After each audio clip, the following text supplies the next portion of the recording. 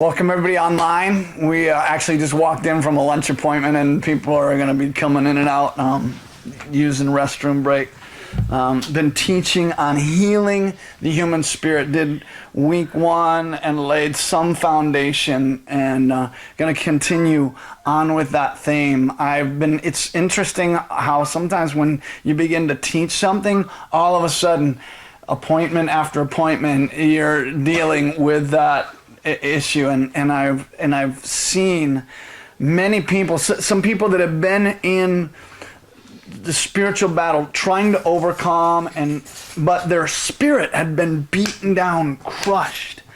One of the guys dealing with huge muscular guy, but spirit has always been beat down, unable to stand up spiritually. Outside, big and strong. Inside, spirit crushed and wounded. And so part of walking in victory, in strength, and power, being an overcomer, is their spirit being built up. So sometimes it's not just about casting demons out. It's not just about doing the same thing. When your spirit has not been built up and strengthened, we can't do what we want to do. Talked last week about that war between our spirit and our soul. The things that we want to do, our spirit wants to do, we want to obey God. Our soul is too tied into the flesh, and we're operating more by the soul, so we do things that our spirit doesn't want to do. And the things that we want to do, the good things we want to do, we don't do.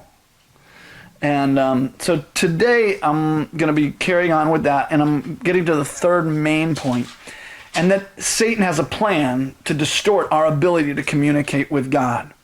And how our human spirit can be wounded is the first facet of that. See, Satan's plan is to separate us in our communion with God. That we operate more by our soul, by the world, by the flesh, by the devil, by his strategy and plan, than by God as our Lord. So if our spirit is not connected with God, we're not plugged into church, we're not plugged into his word, we're nowhere plugged into him, then the world, the flesh, and the devil are always going to be pulling us towards the enemy, his schemes, and his plan. So part of how he does that is by damaging or wounding our human spirit. What are some ways that happens? What are some of the ways that our human spirit gets wounded? Discouraging words. Discouraging news. In Genesis 37, 34, and 35, it says this: Jacob tore his clothes, put sackcloth on his waist, and mourned for his son. And all his sons and his daughters arose to comfort him, but he refused to be comforted. And he said, "For I will go down to the grave, I will go down into the grave to my son in mourning." So the father wept for him. Wow, that's pretty heavy. I'm going to mourn for him the rest of my life. As long as I'm alive, I'm going to mourn for him. And it was amazing because I was speaking on this passage recently on one of the nights that I'm teaching, and it talks about how his spirit was revived when he found out Joseph was alive. And I've watched that happen in many families when there's the death of a child, how it devastates a very happy family. One child dies, it affects everybody. The mourning, the grieving, the heaviness that comes in. That was just the bad news. Discouraging words. Genesis 45:27. This is the end of that story. And they told him all the words of Joseph which he had said to them. And when he saw the wagons which Joseph had sent to carry him, the spirit of Jacob the father was revived. Every one of us have had people say things that hurt us emotionally, mentally, crushed. That can damage our spirit. A lot of times I would illustrate this in some of our conferences, and I would have someone stand up, and I'd have 3 people link arms, and one of them would represent the body, one of them would represent the soul, and one of them would represent the spirit. And what you do is you walk up to the body and you pretend to hit the body and abuse the body. Is that just affecting the body? No, the soul is feeling that. Now, what about discouraging words? What's that hitting the hardest? the soul, and the spirit. Does it affect the body? Yeah, it can. It can't. But words, I can't with my words cause you to bleed. I can't cause you a bruise. I can't knock you over, although I think there are times that someone's words can make you want to hit the ground. It could be that devastating. But no matter how loud I yell them, you don't feel it there. It's actually in reverse. It touches your spirit, and then your spirit, as it's crushed, you feel it in your body. Because it's not the airways, it's those words touching your spirit and in reverse affecting your body. So discouraging words can harm your spirit, mental abuse, emotional abuse, physical abuse, sexual abuse, spiritual abuse. Any type of abuse affects your spirit. And spiritual abuse, someone could be reading from the Bible and teaching you truths, but using shame, using control, manipulation, using the word to try to twist your arm to serve God, to do the right thing, or may not go to hell, or however it is presented. It affects your spirit. It wounds your spirit. Other condemning words. It says a gentle tongue is a tree of life, but perverseness in the tongue breaks the spirit. Perverseness in the tongue breaks the spirit. So getting condemnation, being around like filthy language affects your spirit. People, what they say. You ever been around just a negative person?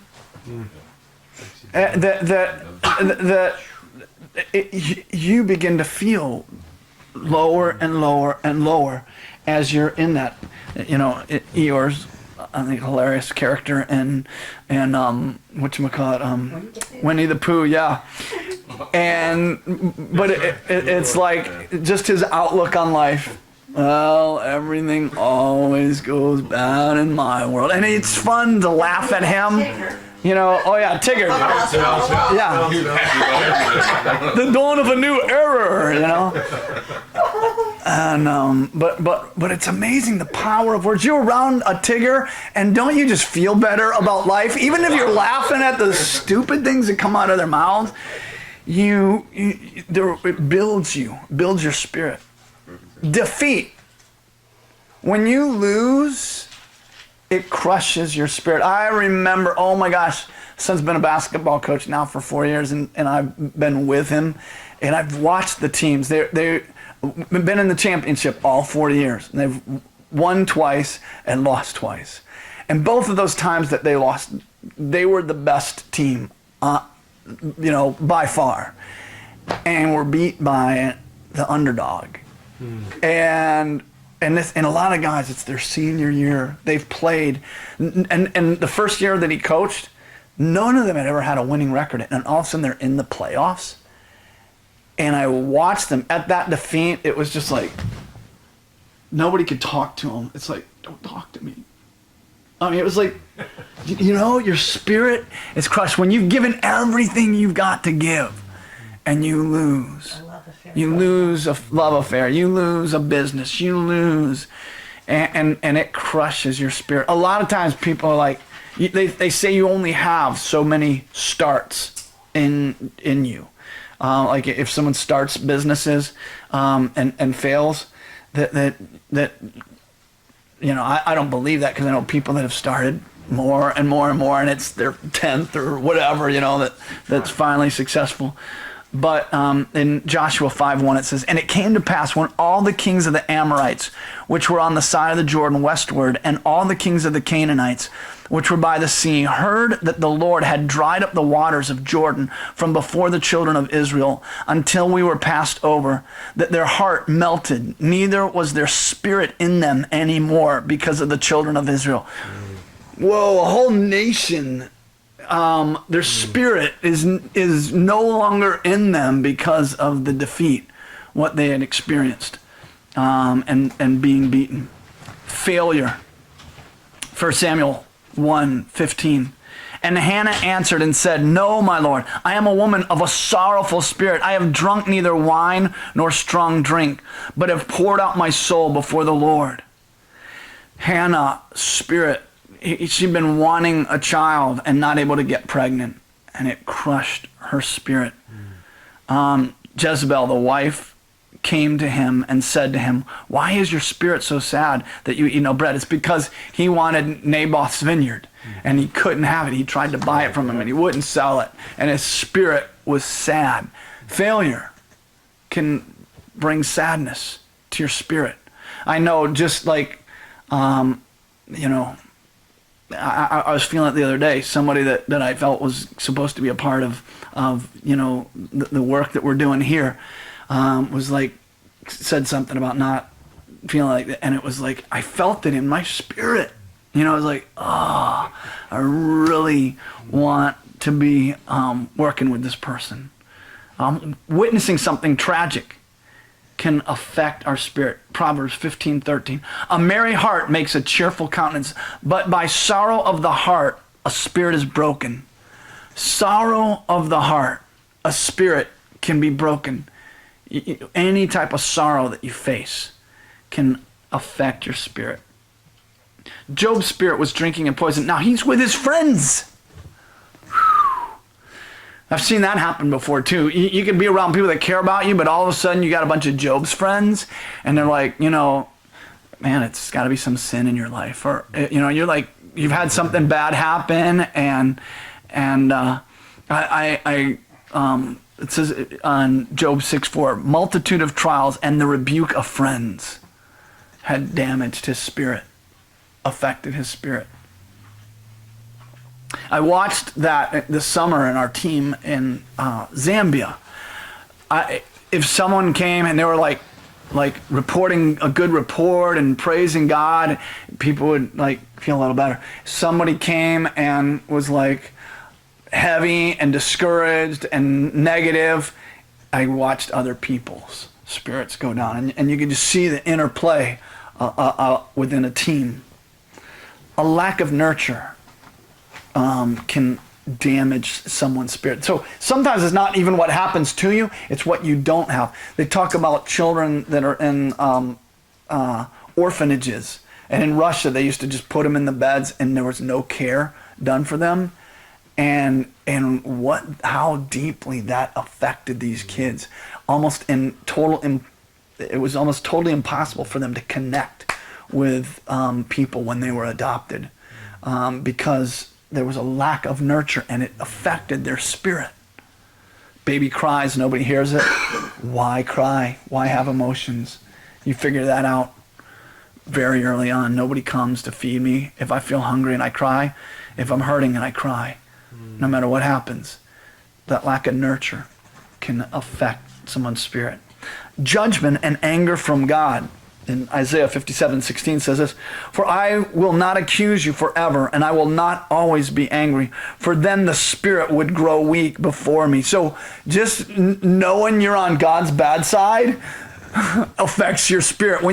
I remember just when I had made some choices where I was like going, I know this isn't what God wants, but I want to do this anyways. I was like 15 years old, and I was like, oh, I felt so bad. Like there's this wall between me and God.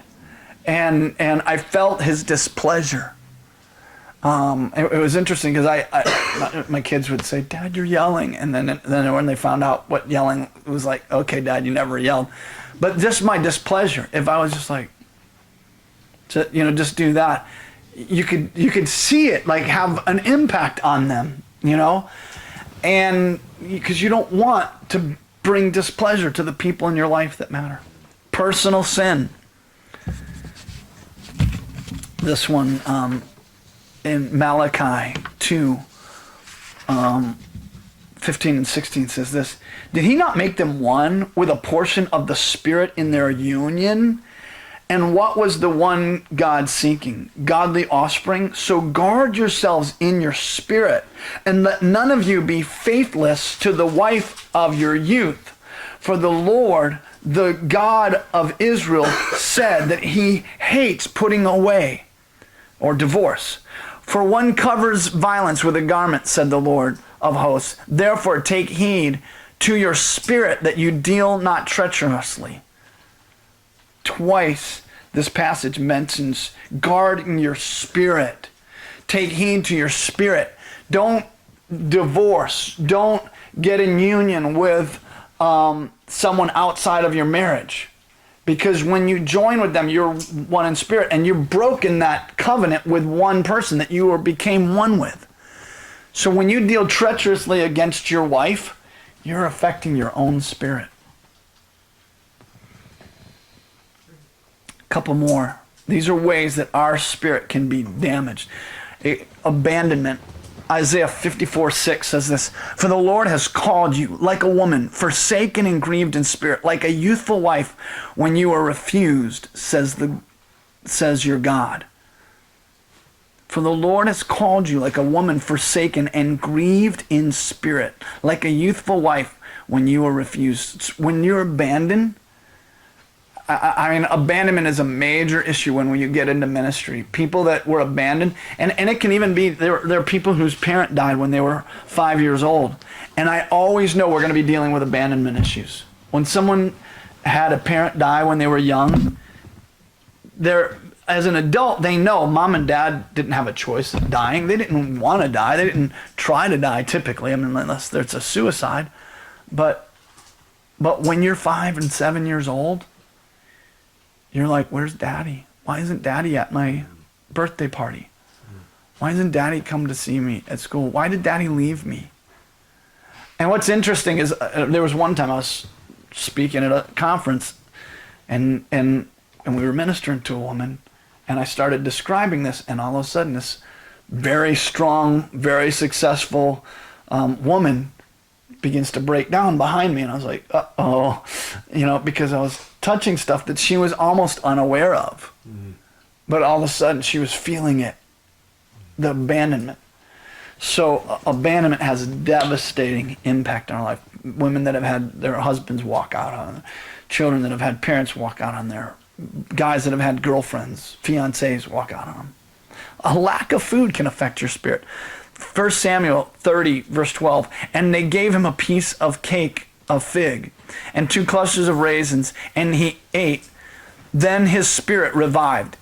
He ate, and his spirit revived.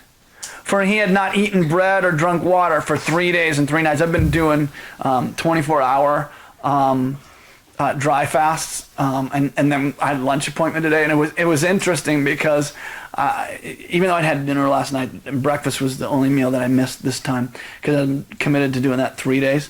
It was interesting when we get to the line and I'm getting food, and even going to the place, because it held memories. I used to meet my buddy there on a regular basis, and it was just like I couldn't wait. As soon as I put it was a spring roll because it's a Chinese buffet, I was like, I'm gonna take a bite of it, but it was like, you know that feeling you get, and sometimes we can have too much eminent affection for food, but that lack of food, his spirit was like, yes. It was why as excited as I was and as spiritually enriching as my last fast was, those last 4 days, my soul, my even my spirit, I think, was longing for food, And what are some, now those are things that harm our spirit. What are some of the hurt or harmful conditions or situations of our spirit? And I'm just going to give the reference and I'm going to read the passages. But these are some of the different ones that are described in the Bible. A grieving spirit. When something grieves your spirit, you know what that feels like. A troubled spirit. Sometimes you can be troubled and you're not even sure why. Why am I troubled? And what it is your spirit is perceiving there's something not right here. You may not even be able to put your finger. Sometimes you go to a church or you go to a business or you go somewhere and you're like, I don't know what it is, but there's something not right. Your spirit is troubled. Anguished spirit. You've had a lot of trials. You've had whatever. It's causing your spirit to be anguished. Maybe there's something going on with someone that you care about, and it's affecting your spirit, and you're anguished. Hardened spirit. Our spirit can be hardened. And you've met and dealt with people like that. Something emotional happens, and they don't cry, they don't laugh. Their spirit has been hardened. God wants to renew their spirit, restore their emotions, their feeling, their joy, their sorrow even. An angry spirit. Wow, there's some people, it does not take much to set them off. It's like their spirit is always angry, waiting for an excuse to flare up. And they have an angry spirit. That's typically someone that's been hurt and wounded and damaged. Sorrow, actually, a spirit of ill will, Judges 9:23. And I can get anybody these notes. I can make a copy of this for anybody because I'm going to give you I skipped a lot of the passages of the ones that I just went over, but they're all straight from Scripture. A sullen spirit, 1 Kings 2 or 21:5. Sullen spirit. That's like heavy, sad. Just always like somber is a sullen spirit. An impatient spirit. Job 21:4. You ever been around people like that, or anybody say, yeah, that's me? It's like, oh man, I just can't wait. Why is it taking so long? And you just placed your order, and there's like one car in front of you, and it's going to be all of 38 seconds before you get your food, and it's like, golly, an impatient spirit. I think it's bred in our culture. We want everything now. We want it yesterday. 40 seconds instead of. Oh yeah, yeah. You ruin a whole bunch of other people's day because of your impatience. Yeah. A spirit against God. Job 15:13. A spirit that resists God. You don't want that. But sometimes the Spirit of God is speaking to us, and our spirit rejects what God is saying. Not a healthy place to be. A slumbering spirit, a spirit of slumber. And we've had somebody here that had that a couple of weeks.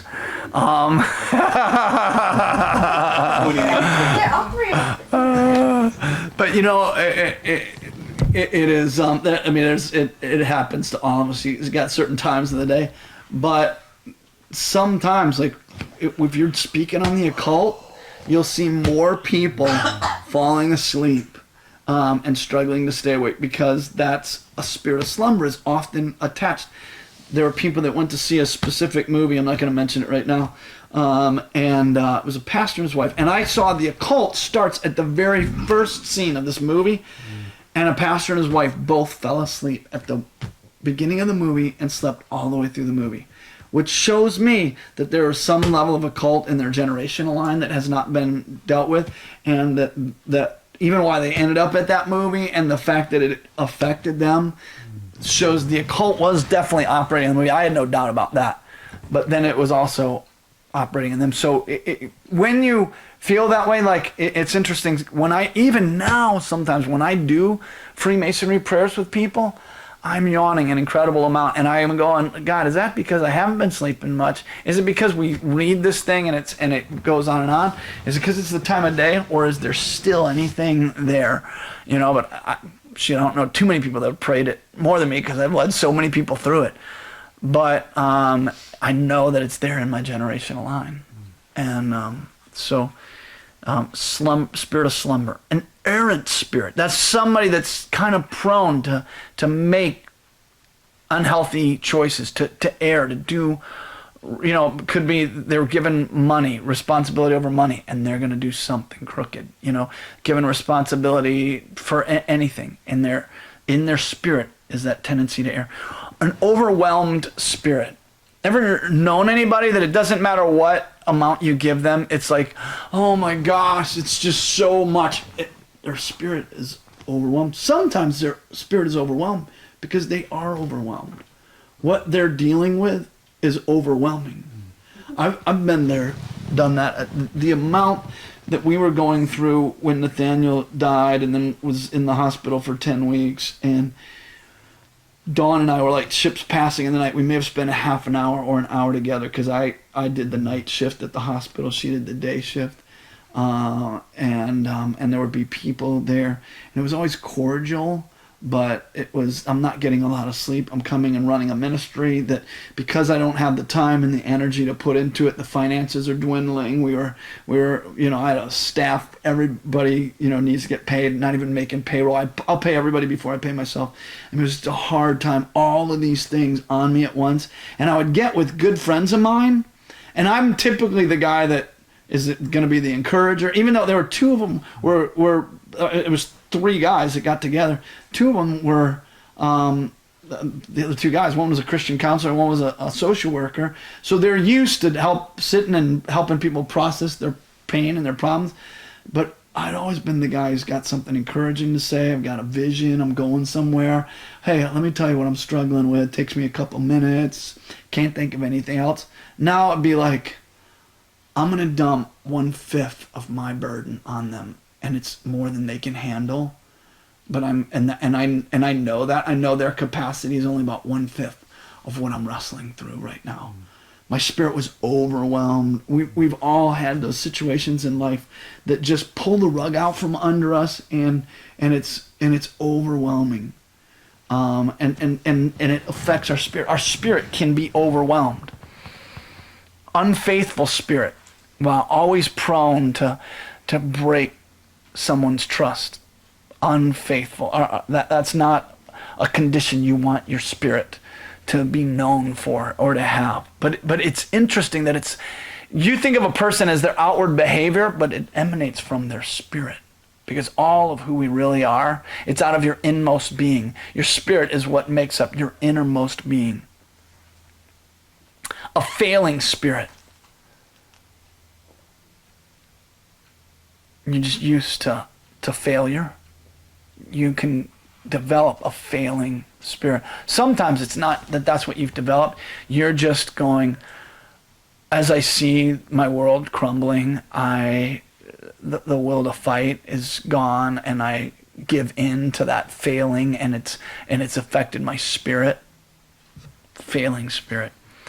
A judgmental spirit, or a spirit of judgment.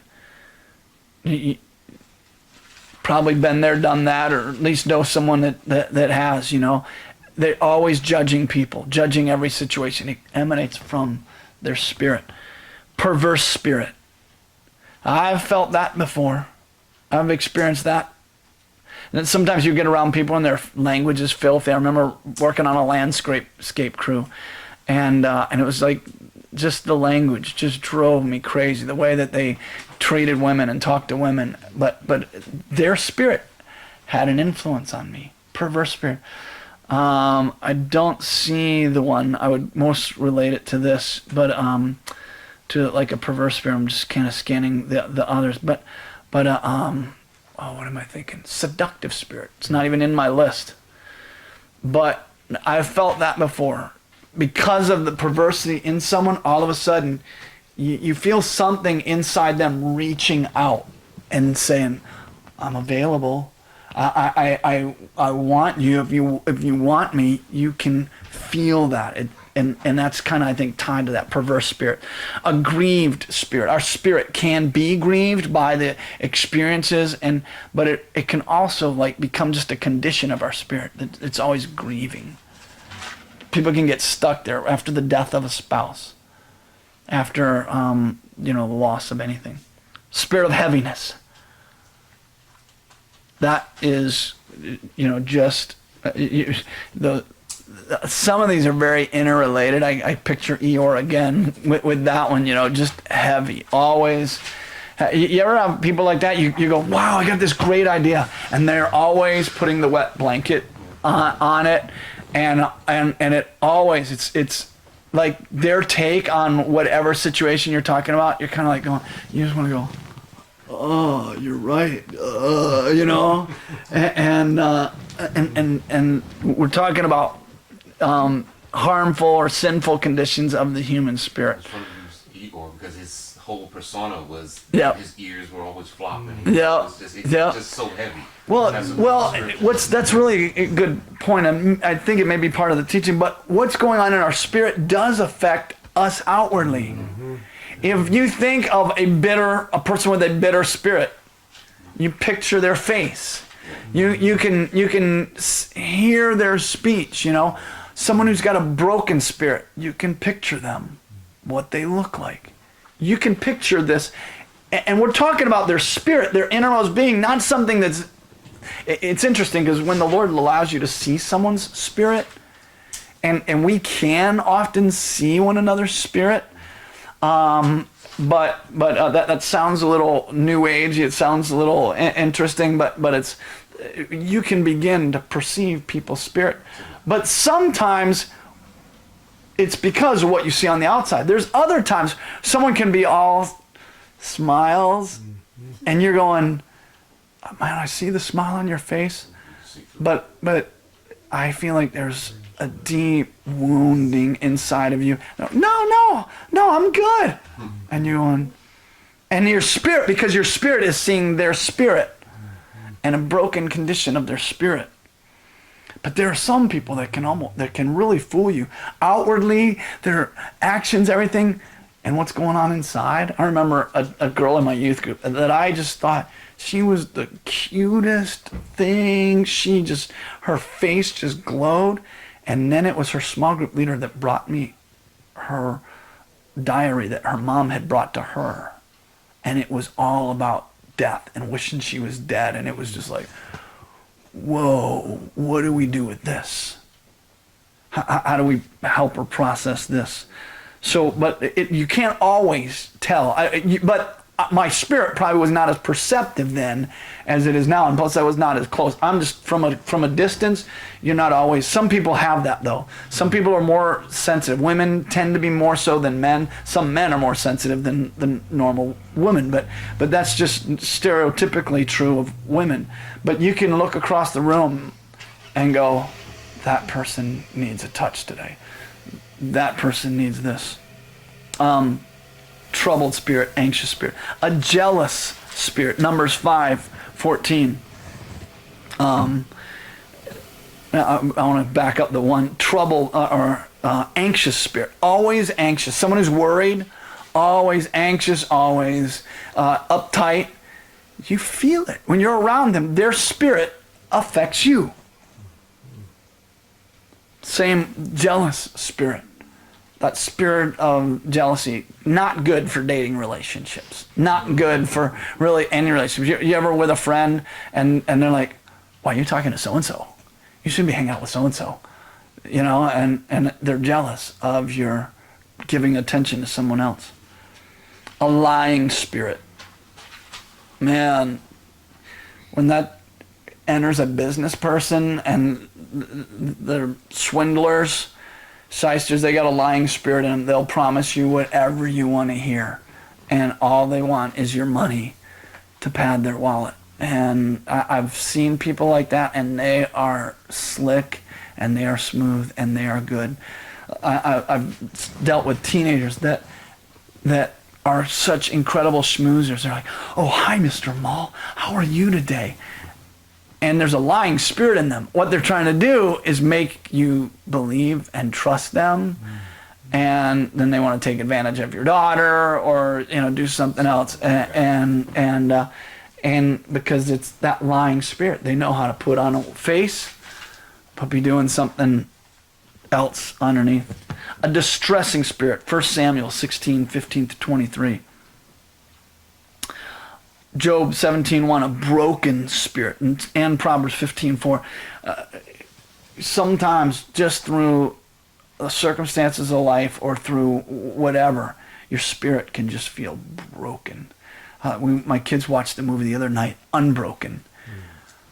Oh my gosh, what that guy went through, but his spirit was never broken. No matter what they did to him, they could break his body, but not his spirit. Amazing movie, hard to watch. The guy ends up in a as a prisoner of war under Japanese occupation. But it started in his life as a kid being beaten by his dad. And then he learns discipline and beats himself to become an Olympian, becomes a great Olympian. And then he's in the military and goes through all those rigors. And because his spirit is so strong, he becomes great in the military. And then he's taken out, their plane is shot down, and they survive longer than anybody, I think, on record has ever survived in the water in a boat. Why? Because his spirit wasn't unbroken. Because his spirit wasn't broken, he helped the other guys stay alive that were with him on the boat. Then he's in a prison camp. And because he's an American Olympian, he's beaten. He goes through more than anybody else because they want to make an example of him, this great American. And so he experiences more abuse, but his spirit won't be broken. But the reverse of that is true. You've seen someone, when their spirit is broken, they can hardly get up. They can't. We're dealing with someone in ministry trying to equip them to overcome the enemy themselves, but they feel like they've been a punching bag for the enemy for so long. Spirit is broken.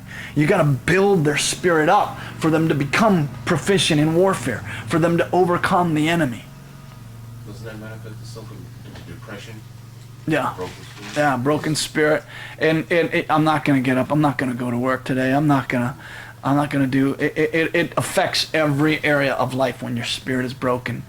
You're not going to give anything in your marriage. You're not going to, because your spirit has just been damaged, broken. A proud, a haughty spirit. Proverbs 16:18. A fearful spirit. Very similar to anxious, but people that are prone always to fear. All of these are hurt, damaged, or sinful conditions of our spirit that affect our life. Everything operates from that core of who we are. What are some of the consequences to our human spirit being damaged? First of all, our communication with God can be damaged. Our ability to hear his voice. Psalm 77, 6-9. I meditate within my heart, and my spirit makes diligent search. Will the Lord cast off forever, and will he be favorable no more? Has his mercy ceased forever? Has his promise failed forever? Has God forgotten to be gracious? Has he in anger shut up his tender mercies? Whoa, his spirit has been really rocked. But he says, I meditate within my heart, and my spirit makes diligent search. His spirit is still reaching out from God, but circumstances of life have beat him down. But he knows that his spirit has to reconnect with God. Sometimes when the circumstances beat us down and we give up, we don't turn back to God, that's when it stays hopeless. Proverbs 20:27. Answer me speedily, O Lord. My spirit fails. Do not hide your face from me, lest I be like those who go down into the pit. That's Psalm 143:7. The Proverbs 20:27 is this. The spirit of a man is a lamp of the Lord, searching all the depths of his heart. So our spirit is like the lamp of God. That's when the spotlight of God comes on. It comes through our spirit. Because God is spirit, so he's communing with our spirit. So his spirit shows who we are to our spirit. The enemy puts shame on us so we don't feel safe or worthy to join with God. Sometimes in our shame we don't draw near to God because we feel like some people are like, I felt like the ceiling was going to fall on me in the church if I went through the doors because I'm so bad. I can't tell you how many people are like that. There's a guy I was dealing with it was almost impossible for his wife to get him to go to church. And this is what he said. When we finally touched on the core issue, he had an abortion. Had his girlfriend have an abortion when he was 15. His wife didn't know about it. So much shame. He said, literally, I felt like the building would collapse on me if I went in there. And so much shame and condemnation. Sin can corrupt our spirit, so we hide from God. Adam and Eve hid themselves in Genesis 3:8. Your sin hidden, the presence from you, from hearing. Isaiah 59:2. So our sins can keep us from his presence, from hearing God's voice. It can lead to emotional illness. Joshua 5:1, 1 Kings 10:5. Discouragement is descriptive of our courage and strength leaving us. Sometimes when we are discouraged and our strength leaves us, it's like physically we're fine. I slept 8 hours last night, but I'm so discouraged, I'm like, I can't get off the chair. I can't pick myself up. Ever been there? Ever felt that? Yeah. You know? It's like it makes you, and it weakens your immune system. It leads to depression. Hannah was so sorrowful in spirit because she was childless that she wasn't eating and was always crying. That's depression, 1 Samuel 1:7. Her spirit was so crushed that she just cried, didn't eat. Anxiety, 2 Corinthians 2:13. I had no rest in my spirit because I found not Titus, my brother. Here's Paul saying my spirit could never rest because he cared about a brother that he couldn't find, couldn't connect with him. So it can lead to emotional illness, depression, anxiety, discouragement. Physical illness. Luke 13:10 through 11. Body was bent because of a spirit of infirmity. The spirit is keeping the body and the soul under unhealthy control. Again, one of the things that I illustrate is the body, soul, and spirit. I'll have 3 people, and like ungodly control from a mom, I begin to show that, and I began to push on somebody while I'm talking about it, and the person begins to just bend, and the pressure is first felt in their spirit, but scoliosis of the spine, one of the spiritual roots is ungodly control from a mother. Wow. And anybody that's experienced ungodly control from a mother, sometimes it can be really sweet sounding. But here's what it looks like on the inside. And what does that do to you over time? Yeah. So pretty soon you're like, the doctor checked me out and I got scoliosis. I'm over exaggerating, but that's what they're going to see on the x-ray. And when God heals the spirit, the body, all of a sudden you've been feeling this your whole life, and all of a sudden, The weight has been lifted. oh my gosh. Wow. That's why a lot of times we're going to spend some time ministering to someone's spirit, because that's where the wounding has occurred. Daniel was grieved in his spirit within his body, and the vision of his head troubled him in Daniel 7:15. And Daniel 8:27 says, Daniel's vision resulted in his body becoming sick. These were visions from God, but they were so troubling because they were talking about the destiny of his nation and some heavy stuff. Proverbs 17:22 says, a broken spirit dries up the bones.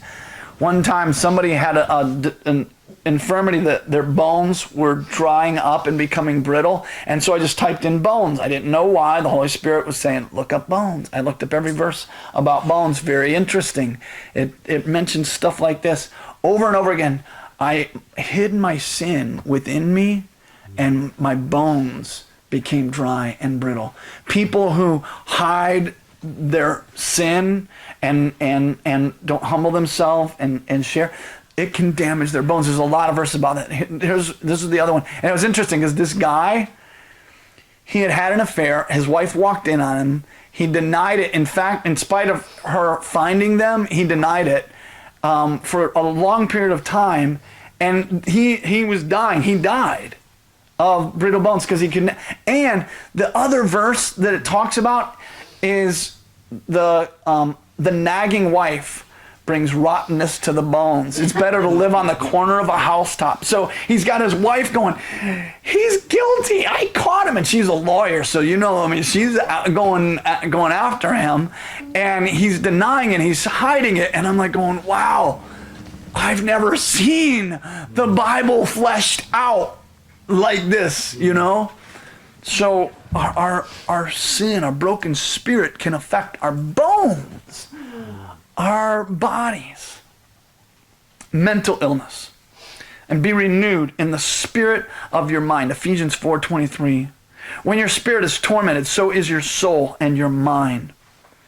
Your mind will be anxiously trying to figure out what's going on and playing out scenarios. You ever, on the outside, you've been working out, you've been eating right, you've been getting enough sleep, but inside your spirit is troubled.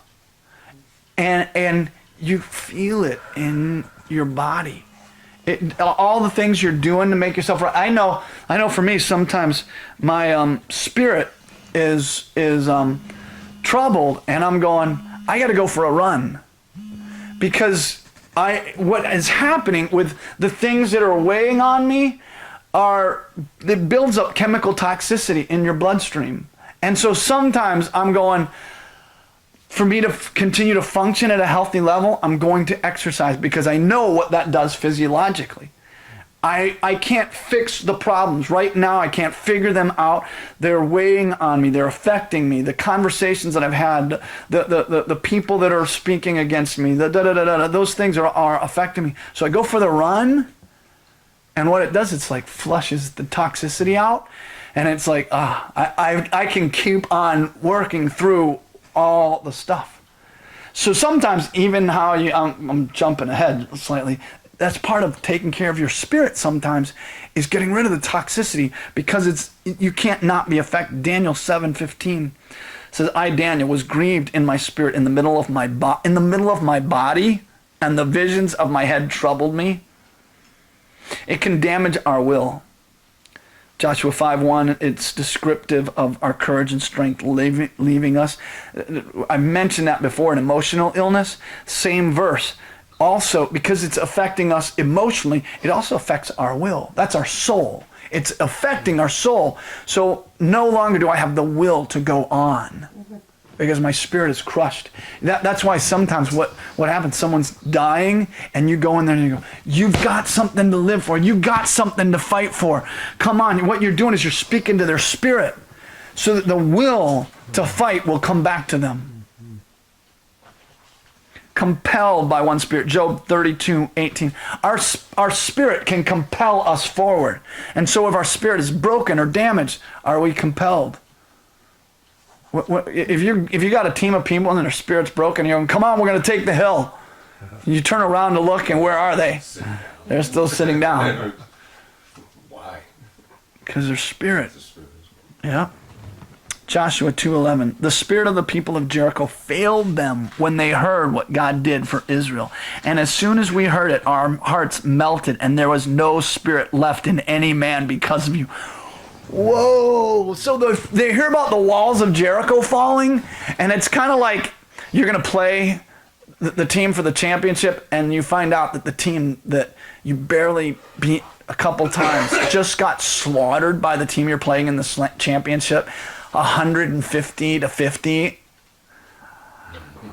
You're not as excited about the game tomorrow because you could barely beat that team, and to make it to where you are, and now you're facing Goliath, All of a sudden you're like going, why are we even going tomorrow? I don't feel like losing by over 100 points. That's what happened to these guys. They hear about Jericho and they're like, nobody could have taken Jericho. And the walls just all fell down, and oh my gosh. It says, I want to read this again. The spirit of the people of Jericho failed them when they heard what God did for Israel. And as soon as we heard it, our hearts melted, and there was no spirit left in any man because of you. Actually, I think that this isn't after. This is Jericho. I think this may have been Rahab that was saying this. I don't know, because it's someone telling them, man, our spirit left us when we heard what God was doing for you guys. Our spirit left us. I'm going to go a little, goodness. You know what? I don't want to, next week is going to be the healing the human spirit. I'm going to finish up. So it's a little bit heavy today, but I'm going to do one exercise that is going to minister to our human spirit this week. But because it seemed kind of heavy now. Next week, it's all how to bring healing to the human spirit, and so rather than try to rush through that, I'm breaking this teaching into 3 parts. But let me hit these last 2 points. You can lose the will to go on when your spirit is crushed. Proverbs 18:14. A wounded spirit, who can bear? And then 1 Kings 19. Elijah spirit was crushed after dealing with the prophets of Baal, and Jezebel threatens him. His spirit was crushed, and he wished he was dead and had never been born. Proverbs 13, and then discouragement in your spirit can demotivate you. When your spirit is discouraged, it can be such a demotivator. Hope deferred, it says, makes the heart sick. But when the desire comes, it is a tree of life. Proverbs 13:12. The heart being sick has no desire, no motivation, no life moving forward to the greater purposes of God. Sometimes when ministering to someone that has had the demonic and we're not having the breakthrough, I realize part of what has to happen is we have to minister to the person's spirit. I'm going to minister, or actually Jason Upton is going to minister to our spirits today. Hold on. I'm going to get this.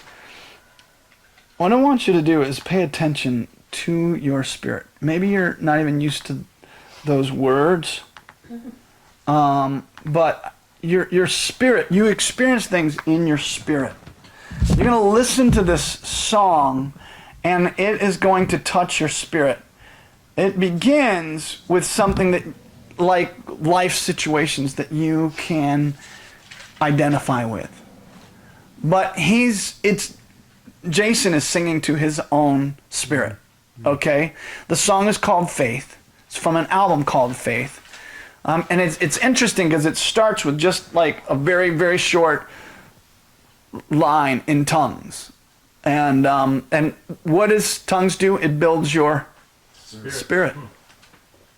Praying in tongue builds your spirit. You want to learn to walk by the Spirit? Learn to pray in tongues, because your spirit gets built up, and it's easier to walk by the Spirit the more you pray in tongues. The less you walk by the flesh. It's one powerful thing. It's just one line, but you'll hear that. And I wanted to mention that. But I want to ask you to pay close attention to your spirit is going to go on a journey. And we're going to talk after this experience.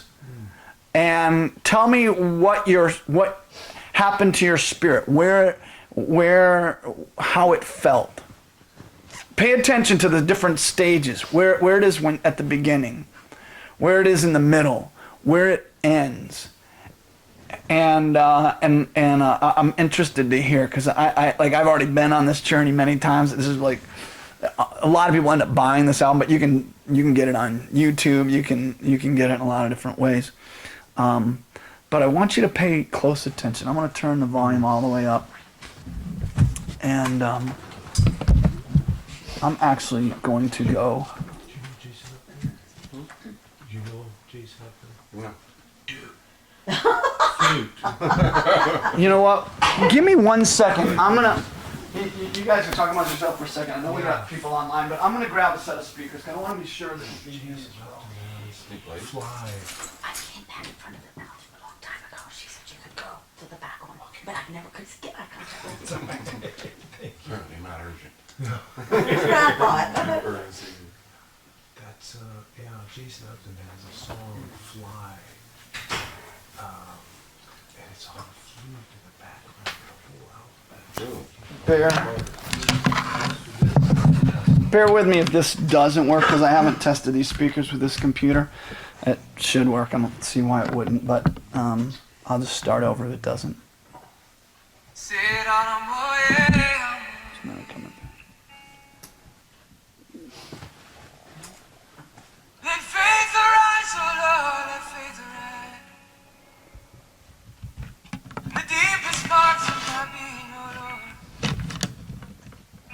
In the most Let's see if this is better. broken parts of me, oh Lord. Friends have failed.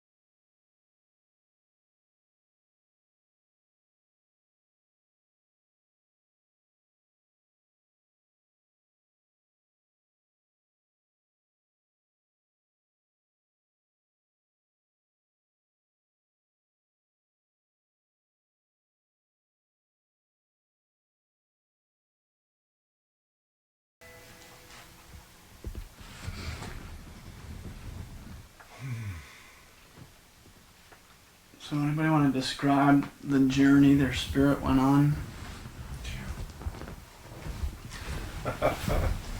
Oh. Started out low.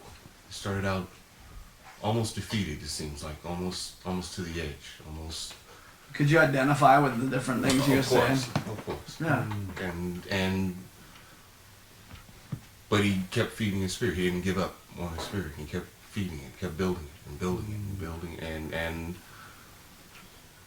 the spirit was, well, for lack of a better word, victorious. It just overtook him, and he not only built it to the point where he could lean upon it, but he could ride on it. He could ride on his spirit, and just kind of ended in almost a thankfulness that him and his relationship with God was renewed, and he's just coming in a renewal and realizing what it was. Like he was depending on, like somehow the world was starting to get a hold of him, and he got the world to let go of him, let go of his spirit. I don't know if that makes any sense. It just, yeah, just like it. I don't know. I mean, I can relate because you can kind of, because it can get it can take a hold of you out there. It can take a hold of your soul, as you put it. You know, and you can start to lose your way. You can start to, you know, get blinded by the things that are out there, by your circumstances and things like that. And then when you can finally close your eyes and you can see him again, then it's a renewal, and it's an excitement, almost. It's, well, not almost. It is an excitement. It's you know, and you can feel yourself coming back to him, and you can feel yourself, you know, but he never left. It's like you're going on these journeys, and, you know, and he's like right there, and you just kind of leave for a second, and, you know, you kind of lose your way kind of in the darkness, and then there's that light in the corner. You can see it, and it gets brighter and brighter, and then you can see it, and everything becomes real again. And Yeah. I don't know, that's kind of what I got. It's kind of what's just going over and over in my head, and Yeah. That's good. it's really, That's real good. Anyone I like else? him. I like his, Yeah. the simplicity, yet the power. A lot I of like his the simplicity with albums, the a power. lot of his albums are not songs that were like that song isn't something that was written out. It was what he was just singing in his, you know. You can tell it was And spirit, his whole it's feeling. concerts are like made up of what he's just getting, Right. singing prophetically. Yeah. Mm-hmm. So, anybody else want to just describe? Oh, to me, so much what you said, Thomas. I so relate, because you get to a certain age, and the older you get, the more chances are grief and pain and brokenness you experience. And depending on whether you're a sensitive spirit like I am, it's like a modern day David psalm. Because David, I often say I relate it to the Psalms, because David sounds at any point a raving schizophrenic, manic depressive, bipolar, up and down, crying out to God, crying out to, but at least here's the lesson I've drawn for years, is that at least he's crying out to God. Because as he's doing that progressively, he's connecting. Ooh, he's the only one who can do anything about it. He's my dad. And now that I've cleared all this stuff, the relationship, like my daughter, Tessa, who's my baby, she's 26 now. When she was a little girl, she'd get all, oh, and I would just listen. I said, come closer, come closer. Then when I got on my lap, I just listened, held her on. She just would get quiet. It's the same way. And I can hear Jason Upton say, Daddy, you know, it's, yeah, okay. I'm, all right, I got the relationship back down again. I feel safe in your arms. I'm okay now. Did any of you feel like dancing Yeah, I needed to. 'Cause I'm- in your spirit? Yeah, Like, yeah. sometimes you can dance even though your body's not, but yeah, a lot of times I just want to get up and start spinning and dancing, you know.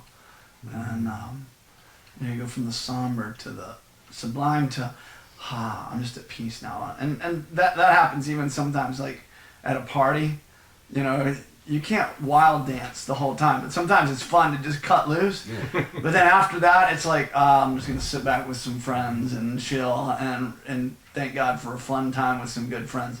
It's almost like that. So many different emotional experiences. Called a climax. Yeah. You Yeah. feel it, and it goes up, and then when you're done, you can breathe, and it's good to sit back and Yep. think about the way that you moved and feel the sweat going down on your back and everything, Yeah. and that coolness. You know, Yeah. it's good. It's Yeah. what music's all about, man. Yeah. That's why we love it. I think that's why he loves it so much, because of that. It didn't affect you at all, did it? She just completed her book. She just finished her book right there. Totally emotionless. Ever since you started talking about the broken spirits, Oh, like, man. oh, it's heaviness. Anyway, I wrote, let faith arise, oh Lord, let faith arise. I started melancholy because the study and writing of all the wounded spirits hit home, and a few caused tears for me, like the overwhelmed and crushed and hurt, etc. As I listen to this song, even at the beginning, some of the things he speaks about also makes me feel the hurt. But as he sings and turns to the Lord and speaks to his spirit in worship, etc., I get better. I am learning to trust you with the faith of a child. Makes me want to dance and worship more. Makes me want to rejoice more. Speaking the word over me, faith is rising and spirit is being built up. Makes you want to get up and dance and soar to the music. It's got like an Irish feel to it, as well as upbeat with drums and other instruments. Building a relationship causes me to feel more peace. However, I am still feeling a slight heaviness due to riding all of the broken and hurt spirits from before. I believe without that, in the beginning of this exercise, I would have been joyfully worshiping and dancing around as I usually do in my happy place. Yet for some reason, I still feel some heaviness from the exercise of discussing and writing all the brokenness before the song. And then Dan describing his daughter moved me. What a good daddy. I wish I had more of that. I miss that some with my dad. I always felt like I'd let him down. Well, after we turn off the camera, we'll minister more to your spirit. And it's one of the reasons why I didn't want to stop. Like, even though I feel haven't people's switched pain gears, anyway. I'm just that. I'm going, yeah, we haven't that kind of switched person. gears to the healing the human spirit yet. But I wanted to at least do that exercise because